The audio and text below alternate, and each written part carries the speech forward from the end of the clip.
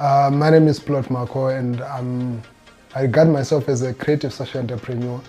I'm a journalist, I'm an arts promoter, I'm a youth culture enthusiast. Yeah, I think that's basically what I do and my background.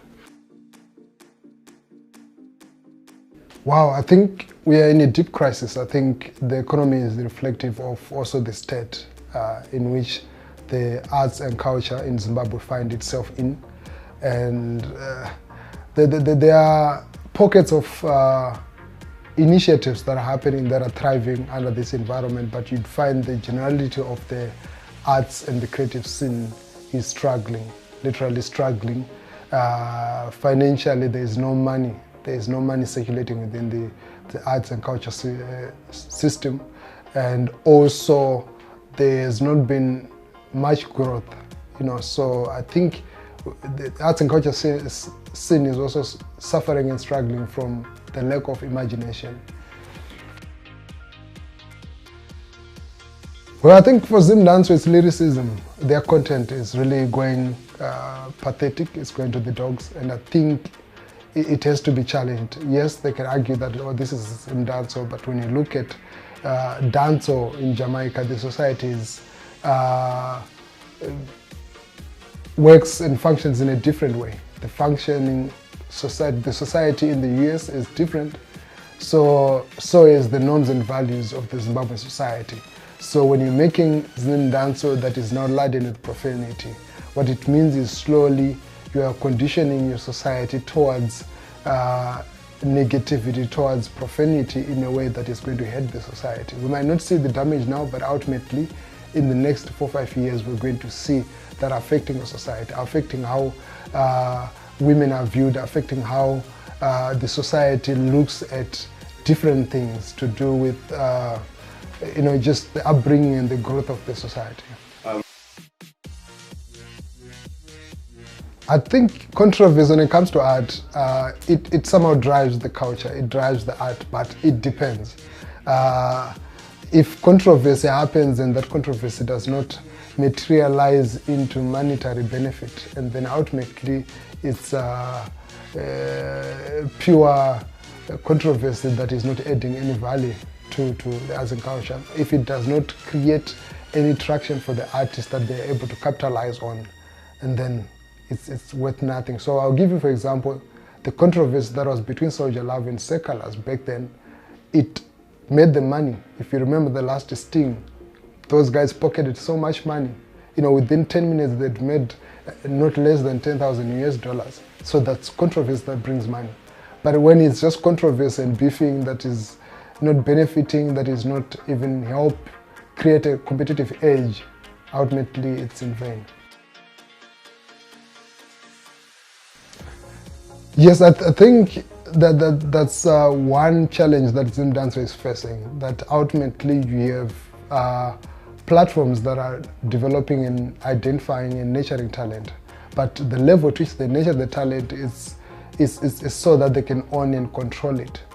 And you can see how that talent dies ultimately when it ceases to be part of that institution.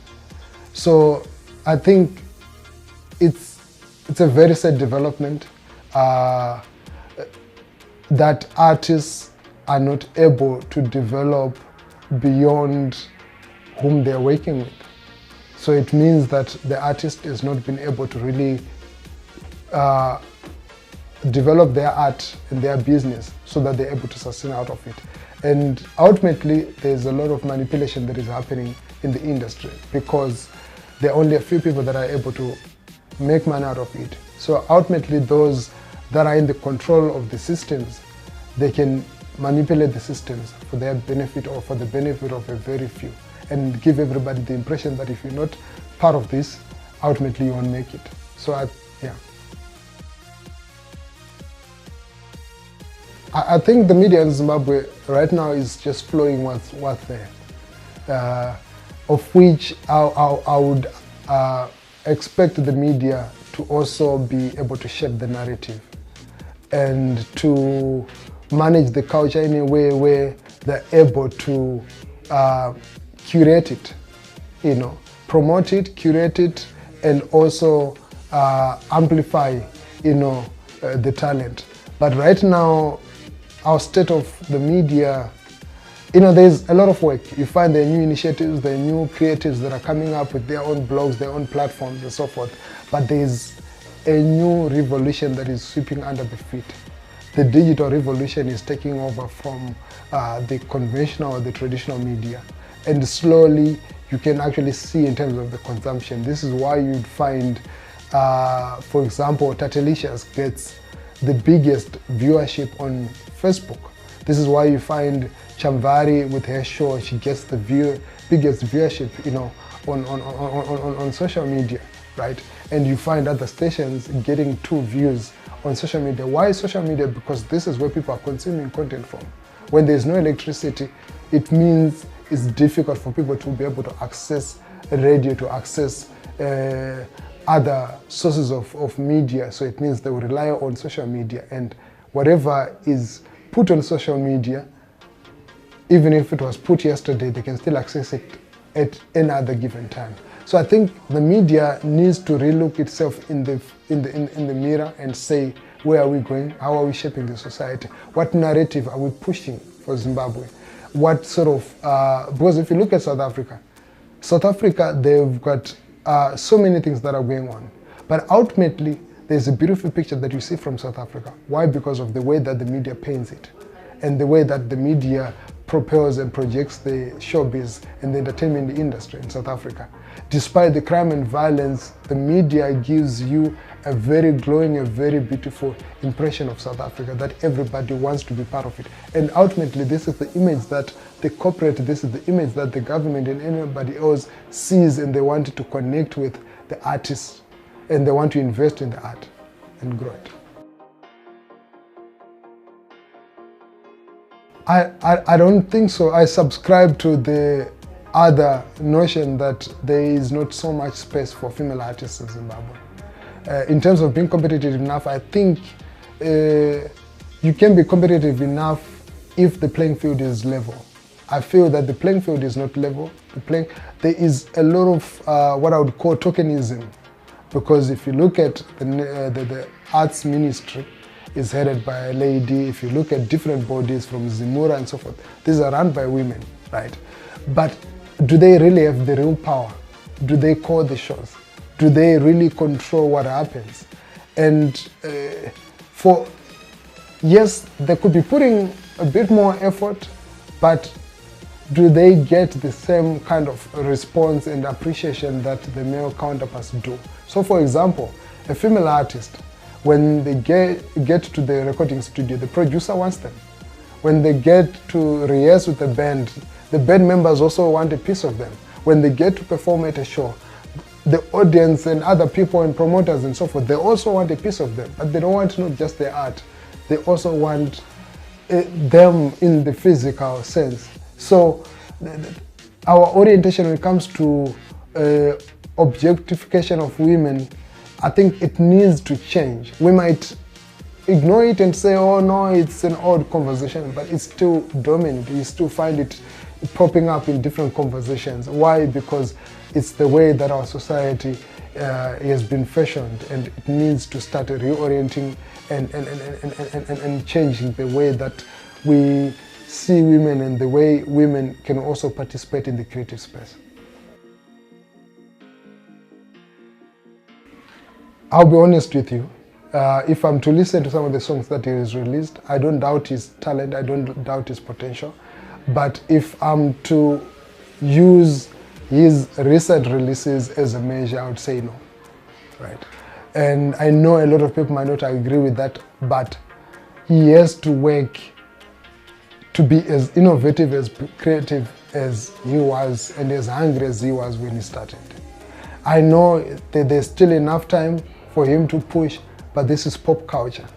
Pop culture, Psy from South Korea, he blew up with that song Gangnam Style, which tops right now, is the biggest song that ever made such a following or viewership on YouTube. But where is he now?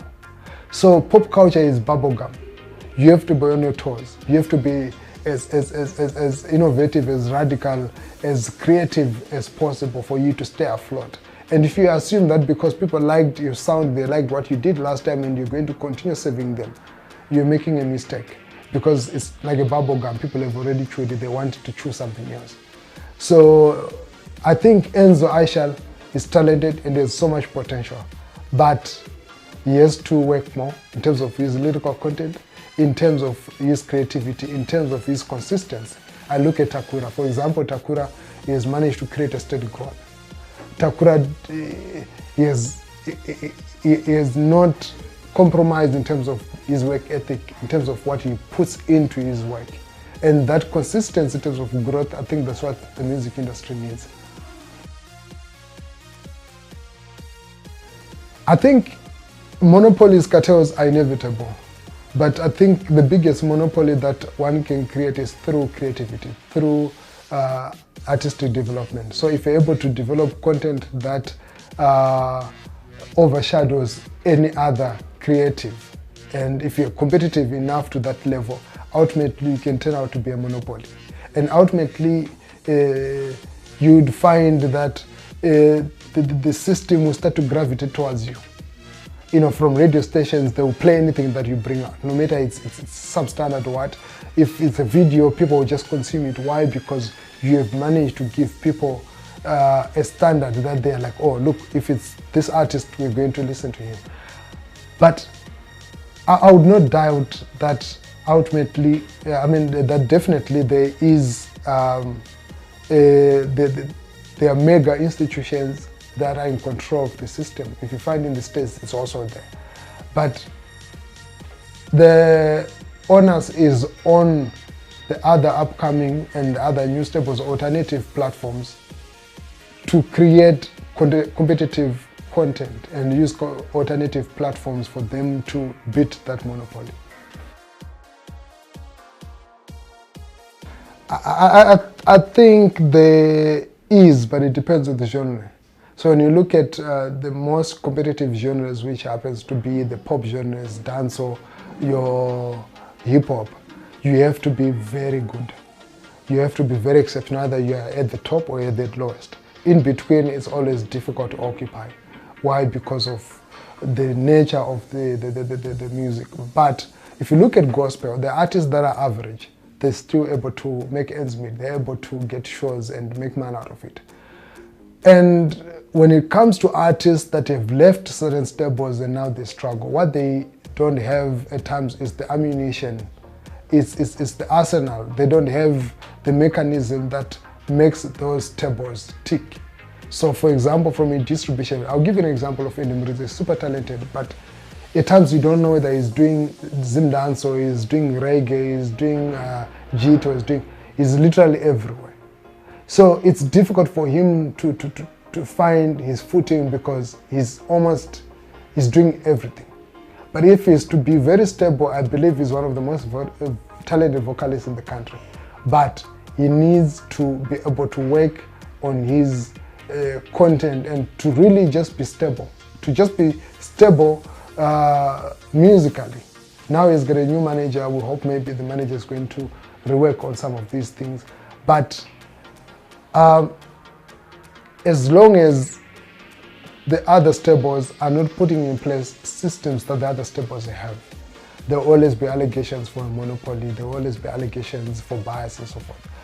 But these things can be real, but whether they are there or not, if you come up with a competitive edge, it's easy to change and effect a coup d'etat on that monopoly. No. The award system in Zimbabwe is messed up. It's messed up. I think we really need to sit down and say, what are we awarding? Because we have award systems that are awarding, mediocre stuff, mediocrity, and you have awards where you literally find people that are organizing the awards, they have interest, they're also participants, and they are winning the awards as well. So it has become a circus. This is why you find there is no serious corporate support. With the Blawa Arts Awards, they're getting the support, but I don't think it's as much as they would want. there's few things that they might need to work on.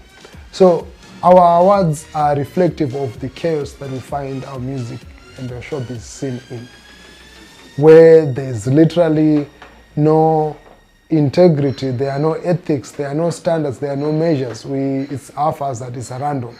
So yes, anyone who gets an award, who gets nominated, those awards can actually work for you if you are smart enough to use them, right? You can say I'm NAMA nominated, or I'm Zima, or I'm Zim Pop nominated, or award winning. Elsewhere, these things work, because when they look at it, they just say, oh, from Zimbabwe, you've won an award on this, so we're gonna take you serious. But when it comes to here, to really be able to create a growth out of it. I'll give you, for example, when NAMA was still the most sought after awards platform, and when Zima was still there, Alexio Kawara won with that award. I remember Tonga Echirisa won with that award. And you'd find in all the other publications, even outside, they made a reference to him having won, or them having won these platforms awards. And they did so much to them. And you can actually see the trajectory that they are not where they were. They've grown. So that's just my thinking. Yeah.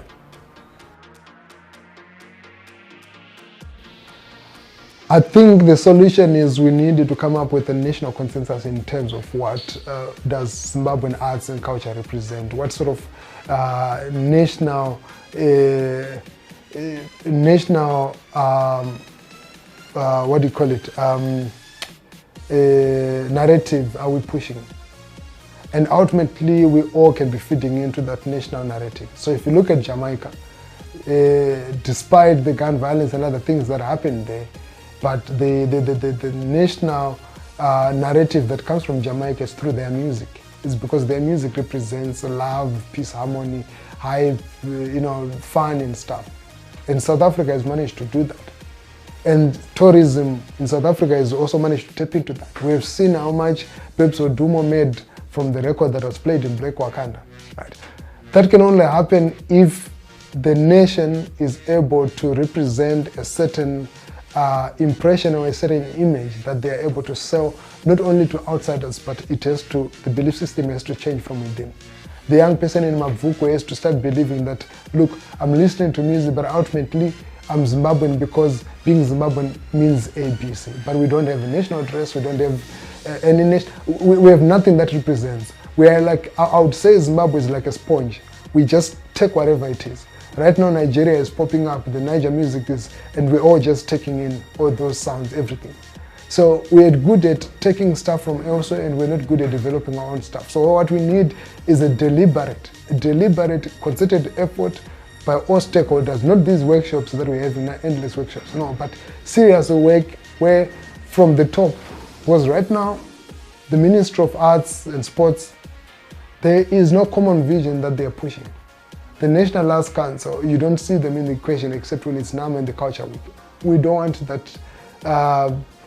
We want processes, not once-off events. So I think there is really need, especially with the younger generation, the younger crop, because we have the older generation that is still occupying certain spaces, that if younger people are allowed into those spaces, they are able to bring in some transformation. And this is the transformation that needs. We need TV stations. It's not going to work as long as people are still accessing TV on the analog system, and most people are not on the digital. Most people are not accessing internet. It's difficult for you to speak to somebody who is in Mangura or in Mvuma or in Lotito, as long as there's only one TV station. So there's need for 10, 15 TV stations.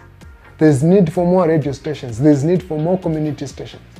As long as Sky's Metro is broadcasting 40-kilometer radius, it's difficult for anyone to hear voices from there. As long as Diamond FM Mtare is broadcasting 30-40-kilometer radius, it's difficult for any artist from Mtare to make it national. They only make it in Mtare, or they might not make it because radio stations that are on the national grid have more content, they have more artists, they have more competitive material. People will switch over to Star FM and ZFM instead of them to listen to their own local station. It's actually almost impossible. It's actually impossible for you to make it unless you find your way into the capital. Why? I'll give you in terms of with numbers, right? In Harare, if I'm an artist, I can easily be at 5 radio stations in a single day. I can be at Radio Zimbabwe, I can be at Capital, I can be at ZFM, I can be at Star FM, I can be at National FM, I can be at Power FM. On the same day, I can organize my interviews. I can be on so many newspapers. I can be at different media outlets, right? Because everything is concentrated. If I want to travel, I can easily get my visa, I can get my passport, I can get everything from Harare, right? If you're coming from Murewa, it means you have to find your way to Harare, and when you get yourself to Harare, it's not easy. You have so many layers that you have to go through. So there has to be deliberate devolution of the arts. It's not necessarily artists from Bulawayo. Maybe they make the loudest noise to say we're not being heard, but yes, it's a fact. But it's also artists from Mtare, it's also artists from Chipinge, artists from Gokwe, and to see that there are actually great voices that are coming from these places. Look at the producers. The most notable producers at the moment are coming from Gweru. And if you look at that, you would find it's as a result of the growth that was created and that was left by Power FM when it moved to Gweru. So this is an indication of what devolution can actually do when you take entertainment and you devolve it to other places that are not the capital.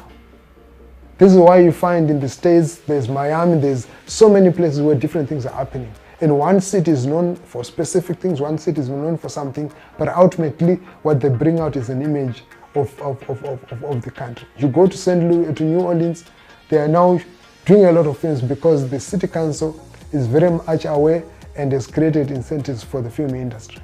So this is what we need to do. Ultimately, we will see the industry in Zimbabwe growing, but as long as we don't do that, we'll still be circling around and saying, oh, maybe not this or not that. Because we are stagnant. We are stagnant, we're not going anywhere. What we have is the standard growth of the arts and culture industry in Zimbabwe, if that industry exists. So we still have the same players, we have a shortage in terms of new artists. Not that these artists are not there, but simply because we are conditioned that we have to listen to one particular artist and we exhaust that person, we move to the next artist. I just met Pajera just now and I look at her, she blew, she became a national hit. But 2 years, 3 years down the line, she's off the radar. Right? This happens also, it's normal. But if you look at South Africa, Durban has managed to create its own scene. Johannesburg has created its own scene. Mafeking has its own scene. Right? Yes, Johannesburg, this is where almost everything happens, but ultimately, if you look at those places, there's stuff that is happening. South Africa is a 50 million population, but they have 300 radio stations, right? And if you divide that by the population, you'll find that Zimbabwe is actually lagging behind. We should be having a minimum of 80 radio stations right now, right? And these stations are broadcasting different content. You find Gwala Gwala FM, you find Lesedi FM, they are playing different content. Maskandi, with one artist now collaborating with Rihanna, is promoted differently. If you look at this lady from Limpopo, what's her name? Shoma Josie. From nowhere, she blew up, she's there. But Limpopo is one of the underdeveloped provinces in South Africa, but you still find a gem coming from there. So I think it's our belief system. This is why would support my point. If you look at what has happened with the national team for the sports, the netball team, right? Nobody was supportive of netball before, but it took certain voices, it took certain efforts for people to start changing their belief and appreciation system. And I tell you, next year netball will get more serious support. And what they've done now, they've changed a belief system for somebody who's playing netball, Zumba, right? Who never thought that you could actually play netball and go national and go international. So my insistence is the effort has to be deliberate. It has to be a conscious effort. It's not random, it's not imagination that, oh, maybe Alex is doing this, that person is doing that, and maybe we're all working to build the industry. No. There has to be checks and balances. We have to know who is there, who is who. Right? We cannot continue to mortgage our arts and culture to foreign embassies, to other institutions, to campaigns. the arts and cultures to thrive. Yes, those campaigns can come and other people can come with their projects and ride on the arts and be able to bring in the money, but we cannot see institutions crumbling when that support is put out, because there has to be a critical mass support from people that are buying the art. I think, yes, unemployment will play a factor, but if you see Casper Nyuvest coming here and filling up, and then you see a local artist going to the same venue and being unable to fill up, it comes back, it goes back to the fundamentals. What are people consuming? So we're consuming DSTV, right? So it means that much of the content that people are consuming on TV is not local content. And on radio, the radio stations are playing pretty much, I know they have an argument, but the radio stations, it's a fact, they're playing a lot of foreign stuff. It's because we're always playing second fiddle to anyone who's coming from outside. So it goes back to what happens at home. If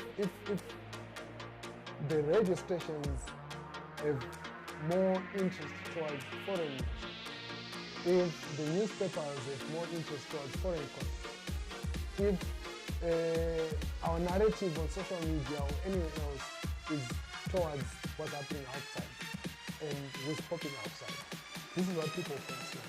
If people are consuming DSTV more, and if there's only one TV station that is broadcasting things from 1972, definitely there's a disconnect with the audience, because young people are not going to watch. They will go on social media, they will go elsewhere, especially now that we're exposed to more content. And ultimately, Casper Nyuvest on RTC will have more fans than a local artist. So you still find people. Then when it comes to local initiatives that are happening, that are thriving, and you still find people going there and they're getting their numbers and stuff. We have the most have and the ones that don't have anything. And those that have, and then a small section that lies in between. And that section that lies in between, that also, I would call it the hipster community.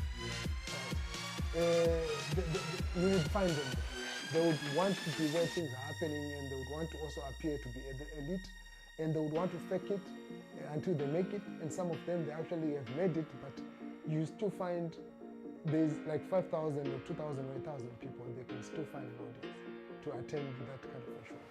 But if you look at the Zimbabwe, there is a 15 million people, and the 15 million people where entertainment happens and revolves around the same community, where ultimately if you go to a show, you see the same familiar show and faces.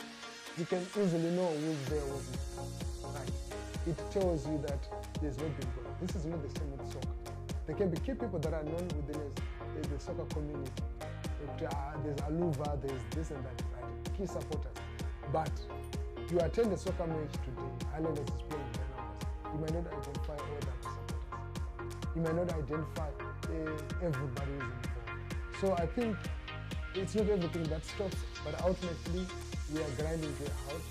If 10 initiatives is hyper, the biggest things that in the country will stop happening and it didn't happen.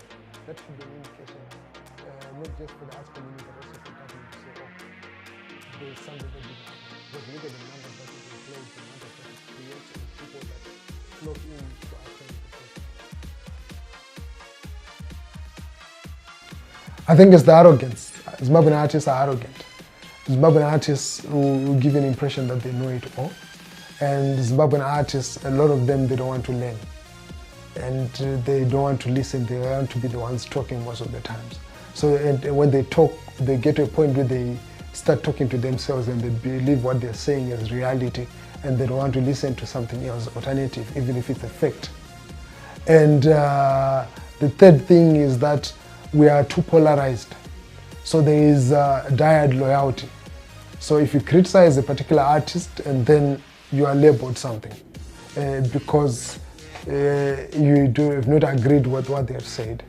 So I think intolerance is still there, and also the lack in terms of originality. They want to get in anything from outside as much as possible, and they will glorify anybody who's of a different complexion. They will glorify anyone who's coming from a different country, and they will never celebrate much of their own. They will not celebrate their peer. There is no coordination, there is no collaboration. Even when collaborations are done, you find artists who don't agree on how to develop the industry. So yeah, I don't know if I've said things, but those are the things.